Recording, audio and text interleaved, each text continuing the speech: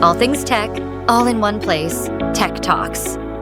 Have you ever wondered why some screens look brighter, more colorful, or sharper than others? In this video, we'll break down the differences between IPS, VA, and OLED panels, showing you how each one works, their strengths, and where they fall short. By the end, you'll know exactly which display technology is right for you. We're going to pull back the curtain and figure out what's really going on inside the screens we look at every single day and what it all actually means for you. I mean, if you've ever shopped for a TV, a monitor, even a phone, you've been hit with this wall of jargon, right? IPS, VA, QLED, OLED.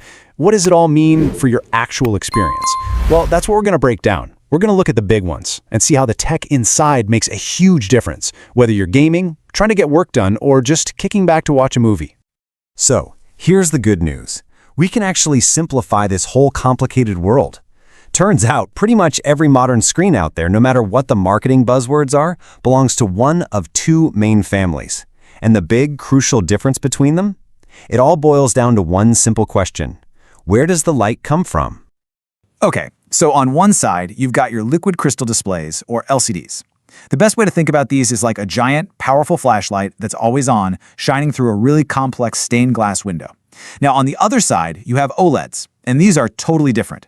They're more like a huge grid of millions upon millions of tiny individual light bulbs that can each turn on and off all by themselves. And let me tell you, that one single difference, it changes absolutely everything.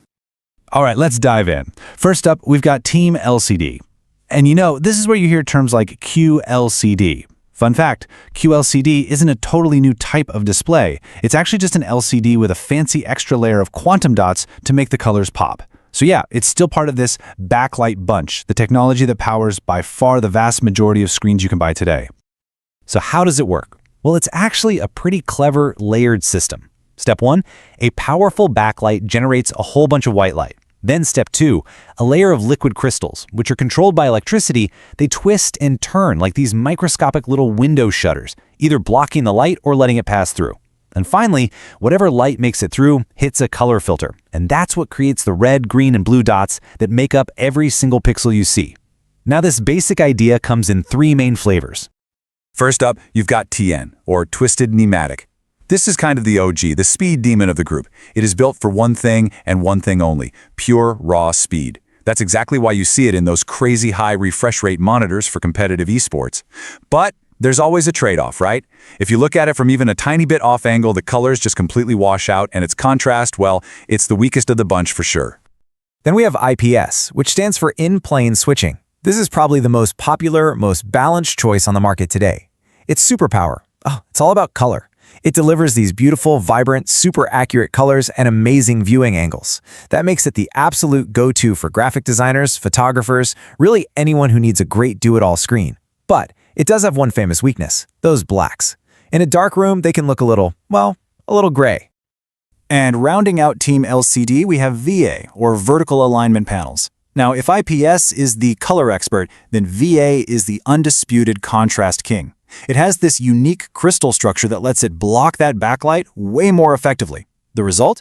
It delivers blacks that are something like 3 times deeper than what an IPS panel can manage. And that makes it an absolutely fantastic choice for watching movies, especially when you turn the lights down. Okay, so that's the whole backlight bunch. Now let's switch gears and move over to the other family, Team OLED.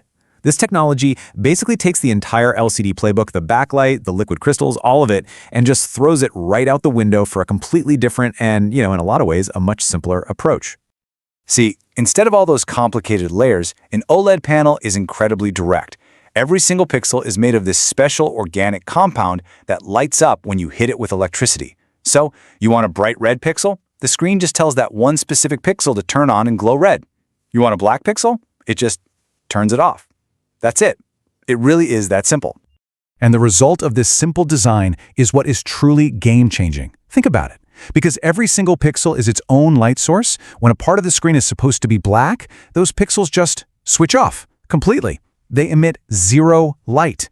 And this is what creates a perfect, literally infinite contrast ratio. All those annoying things you see on LCDs in dark scenes, like backlight bleed or glowing corners, gone. Just pure, perfect black. Okay, but there's always a catch, isn't there? And this one is crucial. The O in OLED stands for organic. And just like anything organic, these light-emitting compounds can wear out over time. So if you leave a bright static image on the screen for hundreds or even thousands of hours, think about a 24-hour news channel logo or a health bar in your favorite video game, those specific pixels can wear out faster than the ones around them. And that can leave a faint, permanent ghost of that image behind. We call that burn-in. All right, so now we know the players on each team. Let's put them head-to-head. It's time for the ultimate showdown in the performance categories that really matter for your viewing experience. First up, the battle for black. And let's be clear, in the fight for deep, inky blacks, there is absolutely no contest. It's not even close. Look, VA panels do a really admirable job for an LCD. Way better than TN and IPS. But at the end of the day, nothing can beat just turning a pixel completely off. OLED's infinite contrast isn't just a feature, it's its defining superpower. Okay, but what about speed? How fast can a pixel actually change color? Well, when it comes to motion clarity, OLED is in a completely different league. I mean, look at this. An OLED pixel responds in about 0.3 milliseconds. To put that in perspective, that's more than 20 times faster than a typical IPS panel and over 30 times faster than a VA. That near-instant response time just completely eliminates motion blur and ghosting. It's wild. So what does it actually mean in the real world? Well, the crucial point is this. That incredible speed advantage has a massive impact on what you see. Because the pixels respond so darn fast, an OLED screen running at, say, 2040 Hz will actually look just as smooth and clear in motion as a theoretical 360 Hz LCD screen. You're basically getting more clarity for the same refresh rate. That's a huge deal. However, this is where Team LCD lands a major counterpunch. Brightness. That big, powerful, dedicated backlight we talked about, it allows LCDs to get much brighter than OLEDs on average.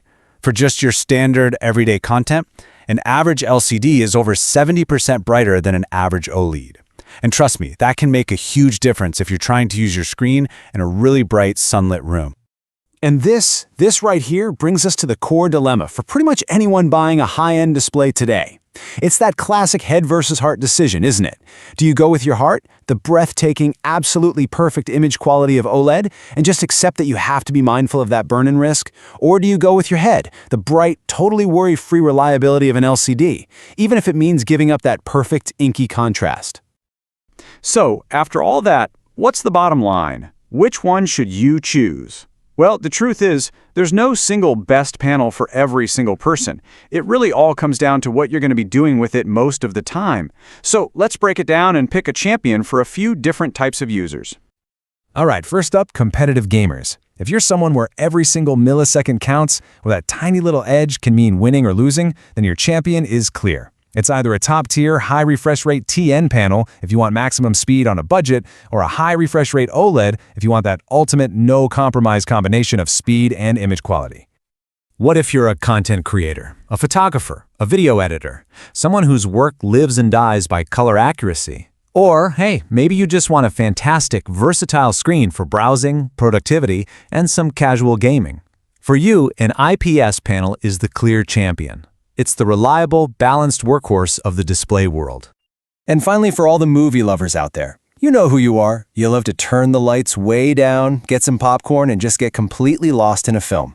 For you, your champion is a display that crushes it when it comes to contrast. And that means you're looking at either a VA panel for the absolute best blacks you can get in the LCD family, or an OLED for those truly perfect pitch black cinematic moments. So when you boil it all down, the final takeaway is really a choice between two different philosophies. On one hand, you've got the bright, proven, and practical world of LCD technology. It's totally worry-free and fantastic for productivity and bright rooms. And on the other hand, you have the absolutely stunning, but more delicate, world of OLED. It offers the absolute pinnacle of image quality, with unparalleled contrast and motion clarity, making it king for entertainment. But you know how technology is. It never stops moving forward. There's a new challenger slowly appearing on the horizon called MicroLED, and it promises to be the holy grail, to combine the absolute best of both worlds. We're talking the pixel-level control and perfect blacks of an OLED, but with the super high brightness and total burn-in immunity of an LCD. So the real question is, how long will it be until this new tech arrives and makes this entire debate a thing of the past?